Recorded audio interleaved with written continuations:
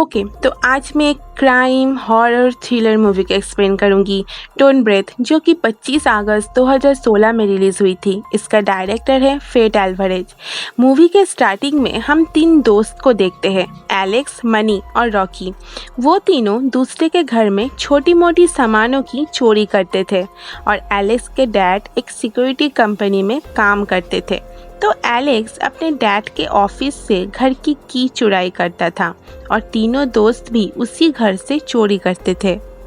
तो मनी चोरी की सामान को बेचने पर भी ज़्यादा पैसे नहीं मिलते। फिर मनी एक प्लान बताता है उन दोनों को। डेट्रॉयट शहर में एक वीराने जगह पर एक रिटायर्ड बूढ़ा आर्मी ऑफिसर रहता है। तो उस बूढ़े आदमी की एक बेटी थी जो सिंडी नाम की एक औरत की गाड़ी के नीचे गलती से आ गई थी। उसकी बेटी उसी वक्त मर गई थी। सेटलमेंट के तौर पर उस बूढ़े आदमी को लगभग $300,000 मिले थे, जो कि अभी भी उसी घर में ही है। इस सब को सुनकर एलेक्स पहले तो मना कर देता है, बट बाद में रॉकी उसे मना लेती है। रॉकी की एक बहन थी, डीडी, जिसके साथ रॉकी डेट्रॉयट शहर को छोड़कर कैलिफोर्निया में शिफ्ट होना चाहती थी, क्योंकि रॉकी की मॉम बहुत ज़्यादा एब्यूजिव थी। इसीलिए रॉकी को बहुत ज़रूरत थी पैसों का। चोरी के दिन वो तीनों दूर से ही घर के ऊपर नज़र रखते हैं।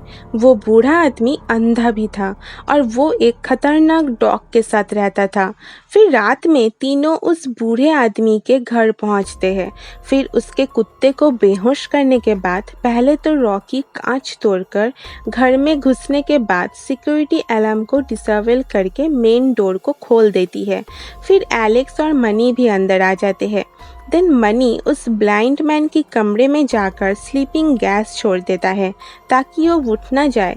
फिर उन तीनों को एक लॉक्ड दरवाज़ा दिखता है और शायद इसके अंदर पैसे हो, ये सोचकर मनी दरवाज़ा को पिस्तल से शूट करके तोड़ देता है। बट एलेक्स गुस्से में चला जाता है वहाँ से, क्योंकि वो नहीं चाहता था कि चोरी में कोई भी वेपन का यूज़ हो।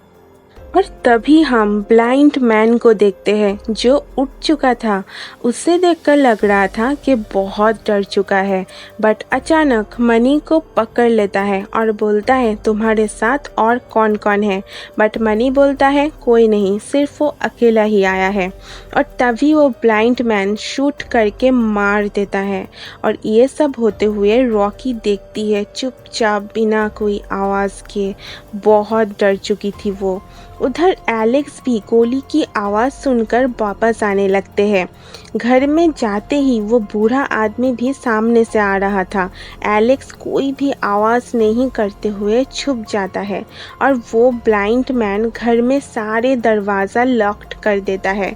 फिर वो ब्लाइंड मैन अपने सेफ खोलकर उन पैसों को चेक करता है और वहाँ पर छुपी हुई रॉकी भी थी। देन उसके जाने के बाद ढूंढते हुए एलेक्स भी आता है।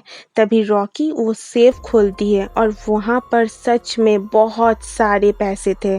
फिर वो दोनों सारे पैसों को चुराने के बाद भागने का सोचती है। बट उस तरफ ब्लाइंड मैन को शक हो चुका था कि घर में और भी लोग हैं। वो फौरन दोबारा शेफ को चेक करता है, बट इस बार कुछ नहीं था उसमें। बहुत गुस्से से वो उन लोगों को ढूंढने लगता है। उधर एलेक्स और रॉकी बेसमेंट के रास्ते से जाने का सोचती है, बट बेसमेंट में शॉकिंगली उन दोनों को एक बंधा हुआ लड़की को देखते हैं, जो कि और कोई नहीं सिंडी थी, जिसने उस ब्लाइंड मैन की लड़की को मार दिया था और ब्लाइंड मैन ने उसे यहाँ पर किडनैप करके रखा हुआ था। फिर रॉकी सिंडी को आज़ाद करके अपने साथ बेसमेंट के बाहर जाने लगती है, बट बेसमेंट की दरवाज़ा खोलने के तुरंत ब्लाइंड मैन बाहर से आकर गोली चला देता है, जिससे सिंडी को गोली लगकर वो मर जाती है। बट बाद में जब ब्लाइंड मैन को महसूस होता है कि वो सिंडी को मार दिया है, अचानक उसे पकड़कर माई बेबी बोलकर रोने लगता है। फिर वो ब्लाइंड मैन घर के मेन स्विच ऑफ करके एलेक्स और रॉकी को ढूंढता है। मूवी की ये सीन बहुत ही बढ़िया थी, क्योंकि अगर सांस लेने का भी आवाज़ उस ब्लाइंड मैन को सुनाई दे तो वो दोनों नहीं बच पाएगा। तभी ब्लाइंड मैन का खतरनाक कुत्ता आकर एलेक्स के ऊपर हमला करने लगता है। उसी चक्कर में एलेक्स खिड़की की बाहर कूद जाता है और ब्लाइंड मैन भी एलेक्स को पकड़ लेता है और उसे बहुत मारता है। नेक्स्ट फिर ब्लाइंड मैन रॉकी को भी पकड़ लेता है और नीचे बेसमेंट में सिंडी की तरह ही बंदी बना लेता है। और अब यहाँ पर हमें कुछ पता चलता है कि सिंडी को उसने इसलिए पकड़ कर रखा था कि उसे उसकी बेटी को मार दिया था और ब्लाइंड मैन को दोबारा और एक अपनी बच्ची चाहिए थी। इसीलिए वो रेपिस्ट तो नहीं था बट अपना सीमन सिंडी के अंदर इंजेक्ट कर दिया था। और याद है ना, तभी वो ब्लाइंड मैन सिंडी को पकड़कर माई बेबी बोलकर रो रहा था। एक्चुअली वो तभी सिंडी के अंदर उस बेबी के लिए रो रहा था जो अब मर चुका था। और ये सब एलेक्स और रॉकी की वजह से हुआ। इसीलिए फिर ब्लाइंड मैन अपना सीमन रॉकी के अंदर इंजेक्ट करने वाला था। तभी एलेक्स आकर ब्लाइंड मैन को बहुत मारकर उसे हैंडकैप्स पहना देता है और वो दोनों भागने लगते हैं। वो दोनों घर के बाहर जाने ही वाले थे, तभी किसी तरह खुद को छुड़वा के वो ब्लाइंड मैन एलेक्स के ऊपर शूट करके उसे मार देता है। फिर रॉकी घर से बाहर निकलकर भागने लगती है बट ब्लाइंड मैन का कुत्ता उसके पीछे बढ़ जाता है और बाद में ब्लाइंड मैन भी आकर उसे बेहोश करके फिर से घर के अंदर ले जाता है। बाद में रॉकी को होश आता है।